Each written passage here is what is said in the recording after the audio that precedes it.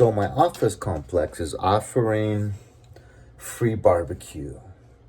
And they do this like once a month, and I missed the last 3 months of free food. What an idiot.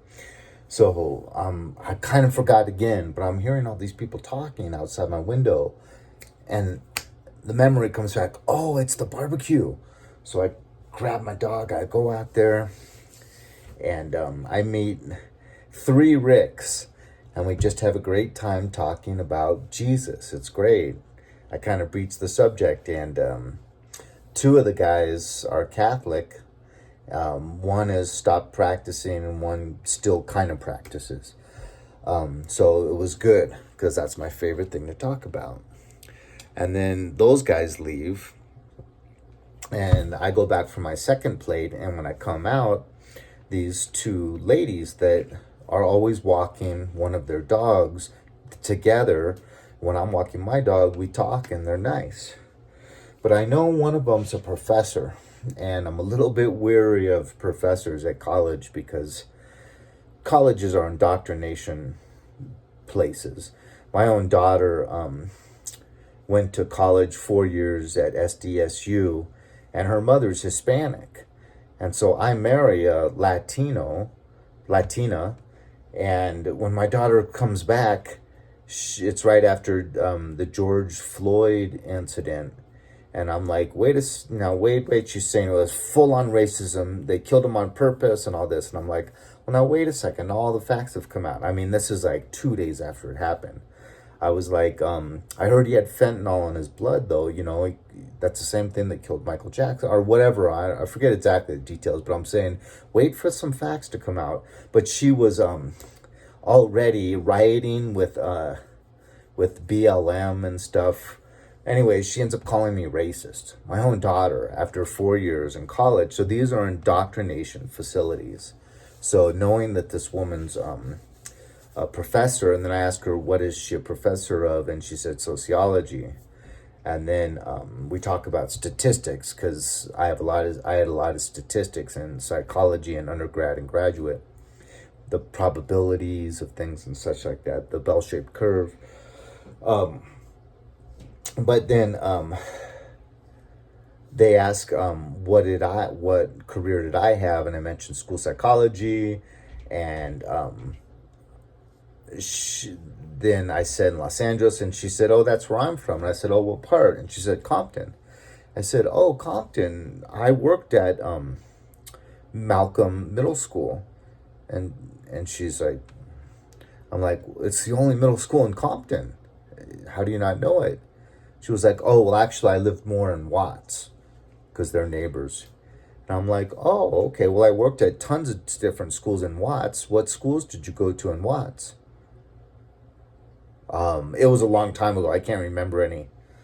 So already that's a little suspect, But then I say, well, anyways, the first day I stepped on campus at Malcolm Middle School in Compton, the principal of the school was just like, oh, no, you're not working here. You can just go ahead and walk right back to your car. I was like, excuse me? And I shared this in the There's Evil in the Workplace video. And he was like, yeah, you cannot work here. You got to go. And I'm like, well, no, sir, I'm assigned here. I cannot leave. I have to put in a full day's work here. And I'm going to be working here all year long. He was like, did you not hear me? Did I not speak correctly? You are not working here. And I said, well, we're going to have to deal with you calling my bosses in psych services. He was like, exactly. Come with me to my office. And he's just totally rude like that. And then she was like, immediately starts taking his side. I was like, well, you have to understand. He's saying you don't understand the population. And I'm like, yeah, that's exactly what he was saying. She was like, well, it's true. I'm like, how do you know? Maybe I grew up in the projects in Compton. And she was like, oh, please. And I'm like, well, let me tell you what I told him. And she was like, well, it really doesn't matter. You can't understand the population. I'm like, will you give me a chance, woman? And I didn't say woman. I said, I went to a college program that was entitled Multicultural School Psychology. That was the whole program, was teaching us about all the different cultures here in inner city cities of the United States. And I said, and at that time, I had worked with nothing but that population of black and brown for 25 years. And I had been very successful bonding with these kids.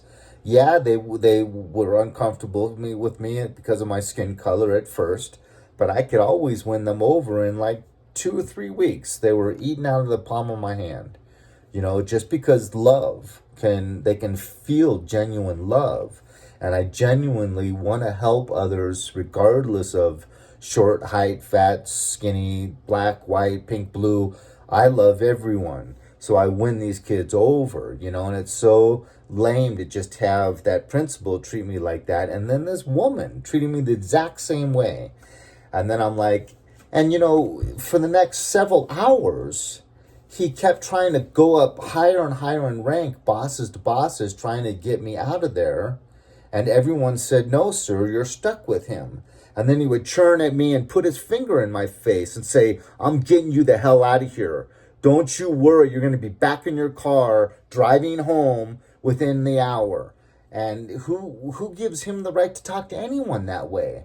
I didn't choose to be at this school. I was assigned there. Why is that okay for him to treat me that way? And she would just shake her head. And then I was like, and I can even go a step further. Then the assistant principal and him started treating me like that whenever they would see me.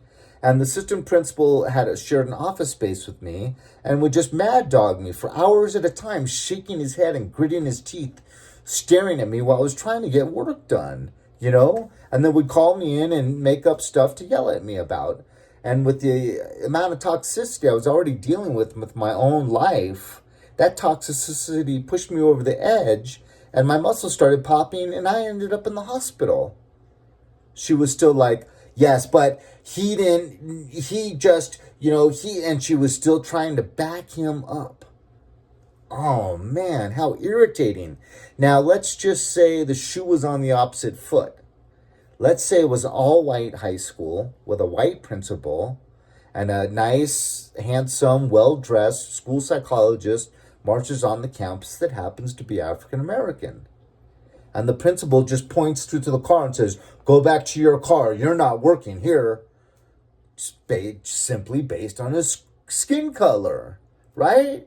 That's the exact same scenario. And I'm sure if I presented that to her, she would say, well, no, that's completely different. And no, it's not different. These really rich white kids, if it's a public school, it's not really rich, but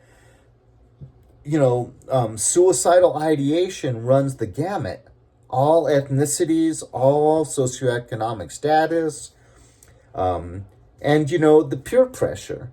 Rich kids, even if it was rich kids, let's say it's a private school with mainly all white kids, they are under a lot of pressure to get perfect grades, get on all the athletic teams, get in the monogram club, the society club, the chess club, build up that resume so you can get in a good four-year college. They got all kinds of pressure, and so no matter what, you've got to be a school psychologist whose heart is in the right place, not whose skin color is in the right place. So, if you took that exact same scenario and then the white principal has his finger in the black person's face going, I'm getting you the hell out of here. There's no way I'm going to let you work here. Think about how racist that would be, right? We can all agree that that would be wrong. Why can't we agree that it's wrong for this Hispanic school principal to be treating me like that? And then to have treated me like that nonstop when all I am is a hardworking, gregarious, nice individual that wants nothing but the best for anyone, has not a speck of racism in his bloodstream or in his bones. My two of my best friends in my group of 5 were Latino. Phil Valdez and Abraham Herrera. We were like this, man. And then George, that's main, just like me, Irish and German. And then Chips, this other guy, we just call him Chips because whenever he'd say potato chips, he'd go, "Let me get some chips." So his nickname became Chips. But we can all agree that scenario with the black man at the white school would be totally wrong and totally racist. So why can't we agree that it's wrong for myself when I came on this school campus of getting treated like dirt, like caca that was stuck on his heel and he was just trying to scrape off and he was so angry that it was there. I mean, that's be treating it nice. I was caca on his heel and he had total anger trying to scrape that caca off. And to have this woman just not accept that that was racist, couldn't accept anything wrong, even when she heard that I ended up having all my muscles popping and couldn't walk and ended up being bedridden in a hospital. She wouldn't admit any wrongdoing for that scenario. That's just frustrating. And that's the double standard that we're dealing with these days. And it's irritating because it's all created from this situation. When George Floyd first happened, I had a Hispanic friend that I had for like 20 years. They called me and said, "Ha ha ha," on the phone. "Things are changing. White privilege is going to be no more. You're not going to be able to appreciate your white privilege anymore." It's like, dude, I thought we were friends.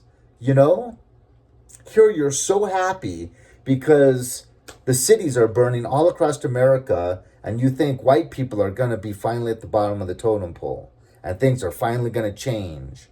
And you're throwing that in my face, happy and proud, that now I have to lose my supposed white privilege? Obviously we stopped being friends, but it's what's this media, this mainstream media pumps out. And it's been pumping it out for decades and teaching the kids in elementary school for decades that white people are inherently evil. People, we have to push back on this.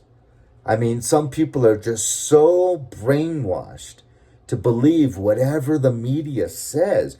You can't trust the media, the right or the left, right? Fear-mongering, hate the other side. The right's negligible with those things too. They have to take some responsibility for getting us to, hate the other side as well. So anyways, before I get too worked up, I'll end it there and just say racism is bad, but racism from any person is bad, equally as bad. And I mentioned, that, do you think it's wrong that my childhood dream to be a firefighter was squashed because when I was of age, there was a 7-year hiring freeze. No one white could be hired for 7 years for the fire department in Los Angeles. Do you think that's wrong? And she would just go on and talk around at word salad. And I was like, I've asked you this question 3 times. You won't answer it. Why won't you answer if you think that that is wrong, that I couldn't get hired for my childhood dream to be a firefighter couldn't happen because of my skin color? Was that wrong? And she won't answer the question. I was like, I asked it a 4th time and you still won't answer the question, and everything had a sociology explanation, and instead of just saying, yes, that was wrong. You should not have been barred from entering the career of your choice since I was a junior firefighter. I had been preparing for that. I wanted that.